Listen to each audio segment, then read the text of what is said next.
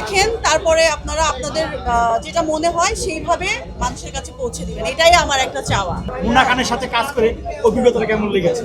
এবং তার মধ্যে অনেকে বলছে মান্না ভাইয়ের একটা প্রতিচ্ছবি পাওয়া গেছে, আসলে শুনতে খুব ভালো, আমি কাজ করেছি, কাজের সময়টা আমার খুব ভালো গেছে। আসলে ওর হয়তোবা কিছু কিছু মানুষ আছে ওকে এটা সেটা বলে ওকে হয়তোবা কথাবার্তা বলতে উৎসাহিত করে, বাট আমি বলবো যদি সিনেমার মানুষের সঙ্গে ওইভাবে মিলেমিশে সুন্দরভাবে কাজ করে ও ভালো। আমি আর্টিস্ট, আমি অনেকের সাথেই কাজ করব, নেক্সটেও আরও করবো। তো আমার সবার সঙ্গেই কাজ করার অভিজ্ঞতা ভালো। নতুন কারোর সাথে কাজ করতে গেলে যেটা হয় একটু বুঝতে জানতে কিছুটা সময় লেগে যায়, তো ওইটা সবারই হয়, এটা খুবই নর্মাল একটা বিষয়। গল্পটা খুবই ভালো, মানে একটা ঈদের ছবি যেমন হওয়া দরকার, অ্যাকশন থাকবে, ড্রামা থাকবে, ইমোশন থাকবে, প্রেম থাকবে, সবকিছু আছে।